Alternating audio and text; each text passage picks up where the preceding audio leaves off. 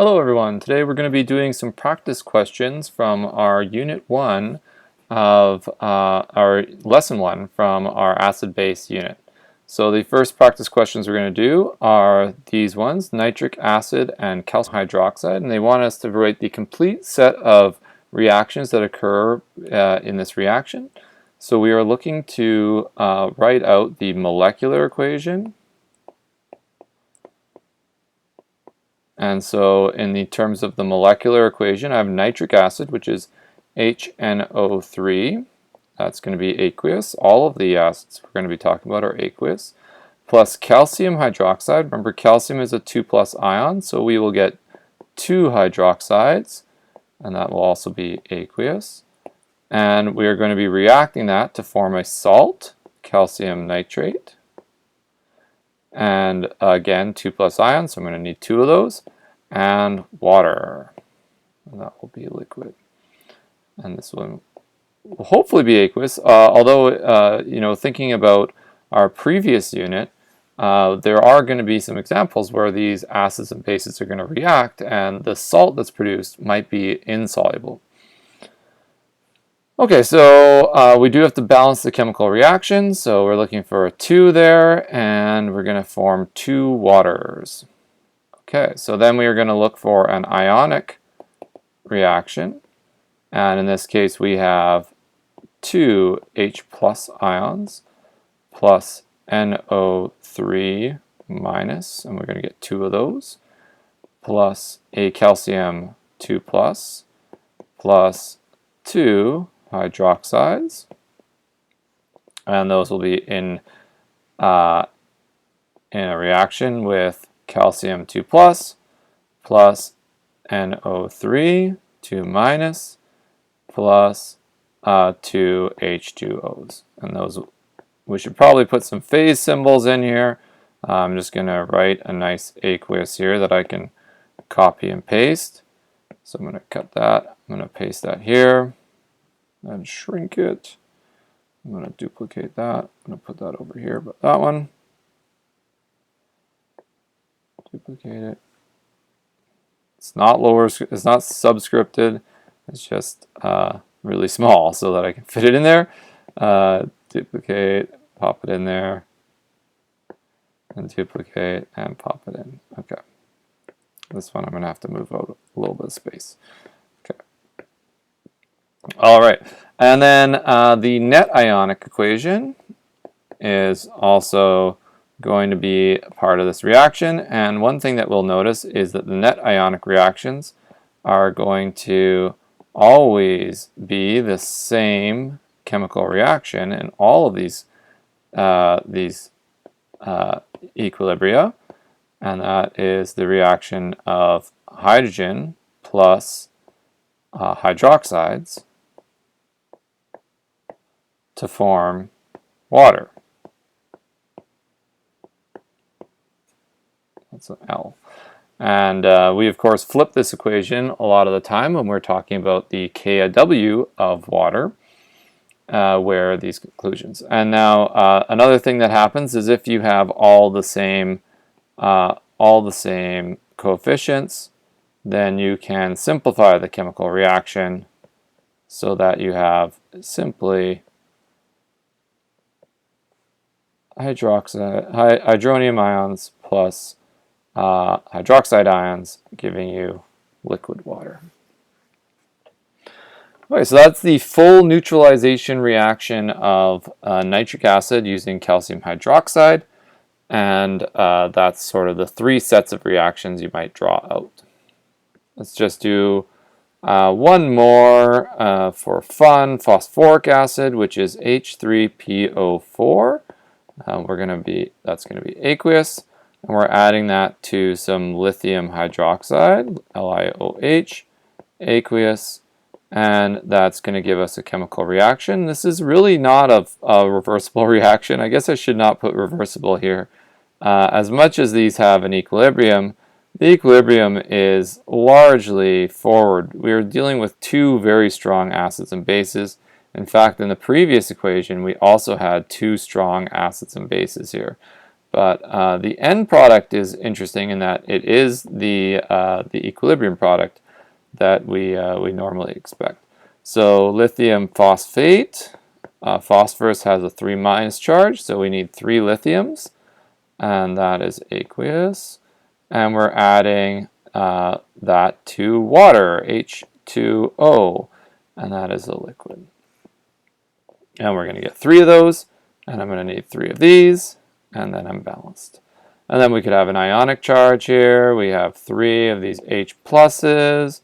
Again, aqueous plus, not 3, 1 PO4, 3 minus aqueous, plus 3 lithium ions, which are dissolved, and 3 hydroxide ions, also dissolved. And in this case, I'm starting to think about how I want this to be in equilibrium, but it's not. And then we have, at the end of the day, we're going to have some lithiums that are soluble, because lithium phosphate is soluble in water, and a PO4, 3 minus, also soluble, and 3 waters.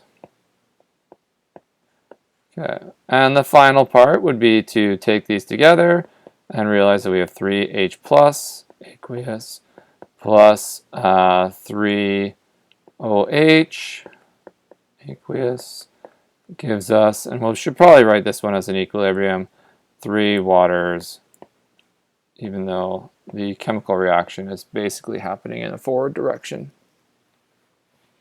And that's the neutralization. In this case, where we are applying such strong donators of hydrogen and hydroxide to the solution, we would expect that this reaction is mostly going to be forward reaction. Even in this case, we're talking about some very high concentrations for here, so the equilibrium will shift to the right so strongly that we can essentially treat it as is a forward-facing reaction.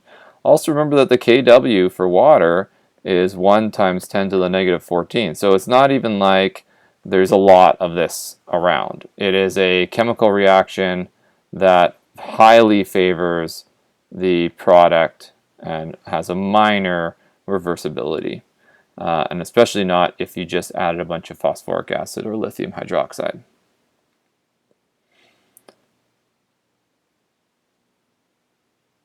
Yeah, okay, we got a couple other examples here. There might be something interesting in one of these. Let me just think if there's anything cool here. Nothing too exciting. I mean, all of these are going to play out the same. I was thinking about maybe this example here. I would have to look up the solubility of aluminum sulfate. I'm just doing that on my other screen here. Aluminum sulfate. Solubility. Yeah, so aluminum sulfate even is soluble in water, so that's very, very boring to me. H2SO4 here. This is going to be aqueous, and we're adding that to aluminum hydroxide, OH3, and that is also aqueous.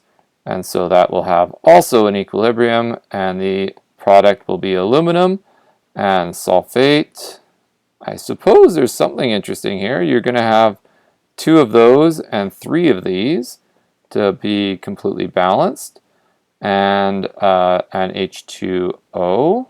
Now the interesting thing is that sometimes these reactions will not happen in the full direction. You actually could have a problem here where you have multiple possible sort of intermediate points. We might actually have aluminum HSO4, maybe even H2SO4. You might have, which might actually probably would be written as H2AlSO4. You might have HAl. Oh boy, I don't even know what that would be, but that's 4 and yeah, something crazy. You know, you could have some weird combinations that are floating around in the solution. Considering that the solution is completely aqueous anyways, we expect them to be fully dissociated. So in the end, anything that's floating around will be a spectator ion anyways. So that's not even something we have to concern ourselves with. And so let's just balance that. And we can see that there's some balancing issues here that we'd have to resolve. We have to figure out how many waters we're going to actually get. And it looks like we're going to get 6 waters in this case. And so you can see here we're going to get from the sulfate, or the sulfuric acid, we're going to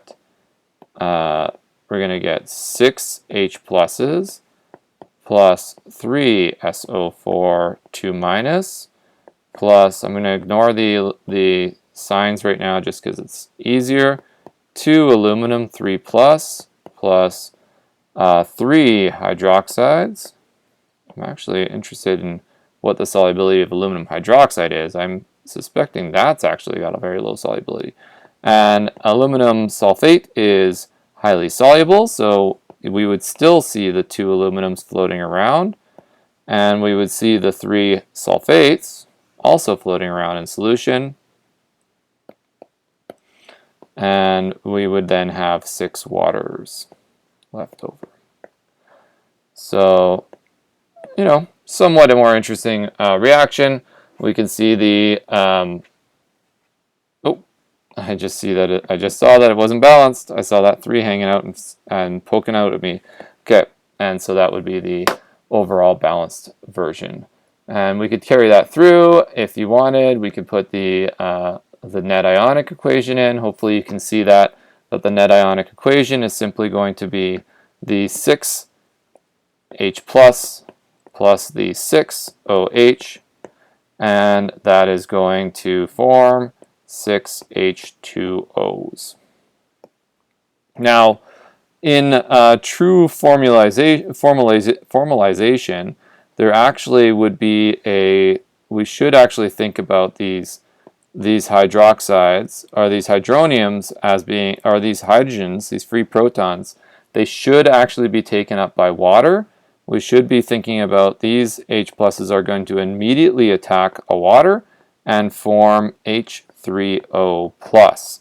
So whenever we have aqueous, any aqueous H plus is actually representing hydronium. So this is hydronium. So any free proton is actually, that is aqueous. It actually means that there's hydronium. And in that case, this equilibrium would look like this. It would be 6H3O plus 6OH minus, and we would end up with a result of 12 H2Os. But overall, it doesn't actually change anything. It just changes the formalization of the hydronium. So aqueous hydronium implies, so H plus aqueous implies H3O to the chemist that's in the know. So this is called hydronium. Okay, and that's the simply protons are just too small to hang up by themselves. Okay, I think I'll take a break there and we'll come back for lesson 2 practice questions in a minute.